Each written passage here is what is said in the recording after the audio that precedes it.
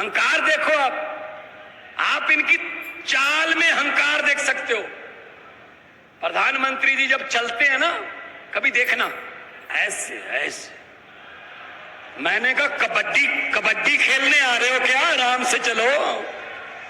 वो यंग मुंडे कुड़ियां पंजाब में जीते हैं और बड़े बड़े पैसे वाले, बड़े बड़े जो कहते थे हमें कोई हरा ही नहीं सकता, भाई साहब जमानते जब्त करा दी, क्योंकि लोग जब चाहे आदमी अर्श पर और लोग जब चाहे आदमी फर्श पर। इनका हंकार तोड़ना है बीजेपी वालों का। अफसर थे उसी दफ्तर में, अफसरी से इस्तीफा देकर दफ्तर के बाहर एक कुर्सी लगाकर बैठ गए। आने जाने वाले लोगों को बोलते थे अंदर कोई रिश्वत मांगे तो मुझे बता देना बस। उस प्यास को लेकर उन्होंने छोटा सा काफिला शुरू किया रामलीला ग्राउंड से।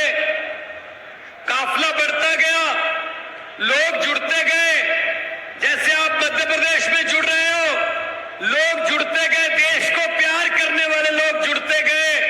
दिल्ली में सरकार बनी, सरकार ने बहुत काम करके दिखाए। उन कामों की गूंज, उन कामों की आहट दिल्ली से सटे हुए पंजाब में पहुंची। पंजाब वालों ने ज्यादा प्यार दिया, उससे भी ज्यादा प्यार दिया।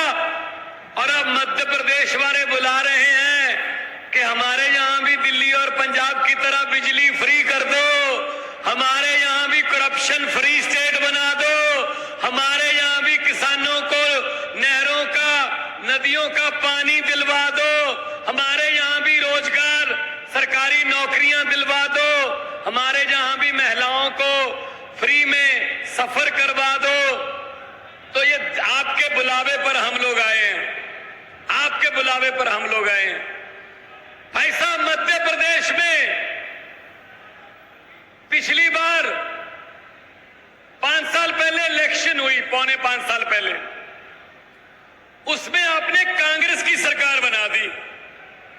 कांग्रेस की सरकार बना दी तो बीजेपी वालों का ये काम है, उनका तो सीधा सा आइडिया है, अगर इलेक्शन से नहीं जीते तो बाई इलेक्शन से जीतेंगे।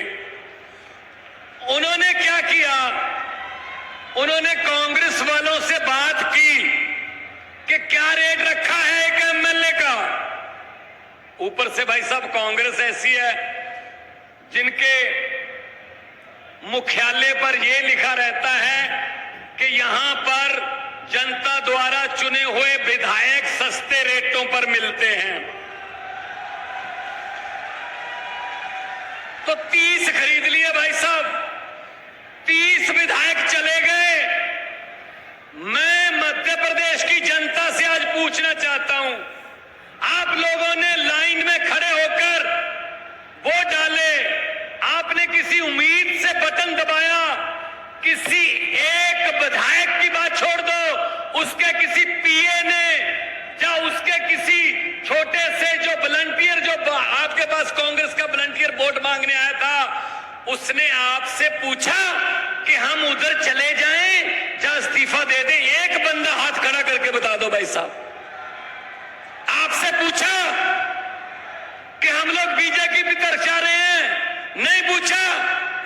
जो आपकी वोट बेच देती है यार, आपका वोट बेच दिया वहां पर कि हम विधायक हैं जी, हमें इतने लाख दे दो, हम इस्तीफा दे देंगे, बाद में बाई इलेक्शन कराओ।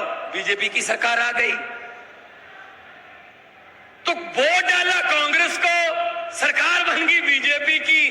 ये क्या चल रहा है भाई इनमें? अरविंद केजरीवाल जी इसीलिए तो कहते हैं सब मिले हुए हैं, सब दाल चावल हैं, ये दाल चावल हैं। दाल चावल में से दाल और चावल आप अलग नहीं कर सकते, ये दाल चावल है। और हमारे ऊपर तशद्दुद कर रहे हैं। किसी ने जाके बता दिया मोदी जी को कि जी दिल्ली में तो गरीबों के बच्चे बहुत अच्छी पढ़ाई और बहुत अच्छी शिक्षा ले रहे हैं जी, वो तो इंजीनियर बन रहे हैं, डॉक्टर बन रहे हैं, वकील बन रहे हैं, नीट के टेस्ट क्लियर कर रहे हैं। तो मोदी जी ने पूछा तो क्या हाल है? कहते जी मनीष सिसोदिया ने ये है। अच्छा, अंदर कर दो। मनीष सिसोदिया जेल में डाल दिया। फिर किसी ने जाके बता दिया जी इलाज बिल्कुल मुफ्त है। जिन हॉस्पिटलों से हमने कमीशन लिया था प्राइवेट वालों से, वो कह रहे हैं जी हमारे पास तो कोई आता ही नहीं है। सारे अस्पताल तो प्राइवेट से अच्छे बना दिए केजरीवाल ने। इलाज बिल्कुल फ्री है। पैरासीटामोल की दवाई से लेके, गोली से लेके 40-50 लाख के टेस्ट तो फ्री करवा रहा है वो। तो मोदी जी ने पूछा कौन करवा रहा है? कहते सतिंदर जैन का काम है ये। सतिंदर जैन को अंदर कर दिया जी। कहते जी केजरीवाल पूरे देश को बता रहे हैं अब कि हमारे तो अडानियों के साथ संबंध है, हम तो अपने मित्रों को पाल रहे हैं। ये तो चौथी पास राजा की कहानी भी सुनाने लगा है। तो कहते क्या करें? कहते केजरीवाल को रोको। अब कैसे रोक सकते हो? केजरीवाल को रोकने लगे। भाई साहब, हम इनको बताना चाहते हैं, यहां पर भाजपा वाले भी आए होंगे, वो हमारी रैलियों में जरूर आते हैं क्योंकि उनके आका भेजते हैं कि बेटा देख के आओ कितना इकट्ठ था और नारे कितने जोर से लग रहे थे। पहले हम नारे ही टेस्ट कर लेते हैं, पहले नारे टेस्ट कर लेते हैं। जब वो जाएं बीजेपी वाले अपने आका के पास, तो इकट्ठ तो उन्होंने टीवी पर देख लिया होगा। अब वो पूछेंगे जब नारे लग रहे थे तो लोगों में कितना जोश था, तब उनको ये बताने की जरूरत ना पड़े, इतनी जोर से नारा लगाना, उनको ये बताने की जरूरत ना पड़े कि इतना जोश था। उनको ये कहना पड़े सर आपके घर पे भी तो सुने ही होंगे, आपके घर तक तो आवाज आई होगी। तो दोनों हाथ ऊपर उठाकर इनकलाब, थोड़ा और कर दो, इनकलाब। तो इनको हम कहना चाहते हैं कि हम वो पत्ते नहीं जो शाख से टूटकर गिर जाए। औकात में रहे। ये आम आदमी पार्टी है, ये अरविंद केजरीवाल की पार्टी है, ये किसी और मिट्टी के बने हुए लोग हैं। डाल दो जेलों में हमें, जो मर्जी केस डाल दो, लेकिन भाई साहब कॉपी तो फिर हमारे मैनिफेस्टो की करनी पड़ती है। कॉपी कर रहे हैं ना। मैं पंजाब से आता हूं, आज ही पंजाब में एक फैसला हुआ है, आज ही।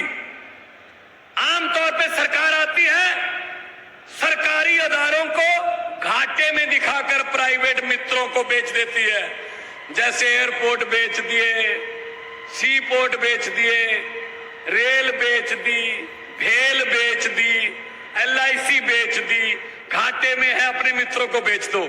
लेकिन पंजाब सरकार ने उल्टी गंगा बहा दी है।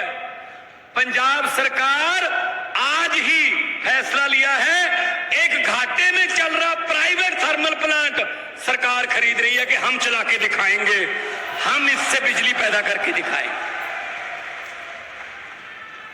ये काम करने आए हैं।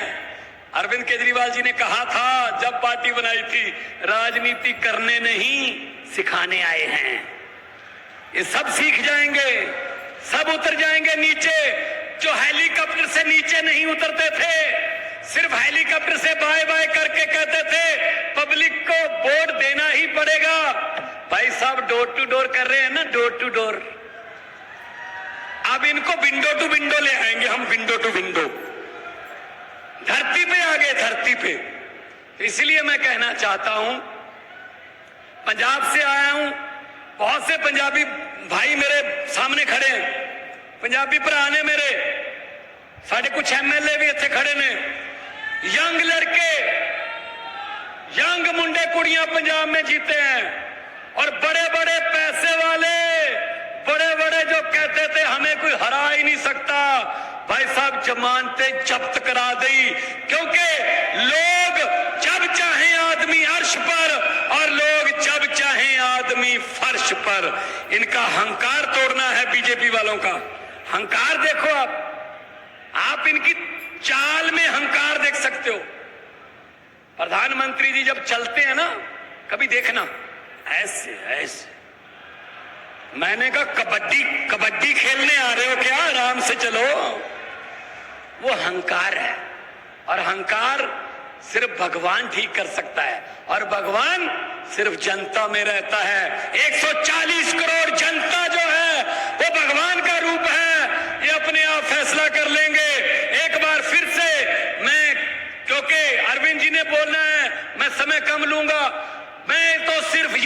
कहना चाहूंगा कि हम वो लोग नहीं हैं जो इनसे डर जाएंगे।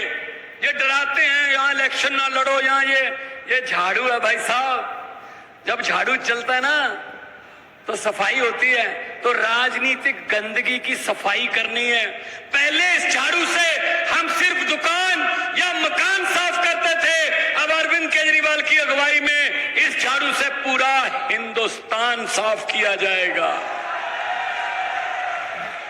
ये कानून लेके आ रहे हैं, इसको ये कर दो, उसको वो कर दो, इसको ये कर दो, ये बिरादरी वो बिरादरी।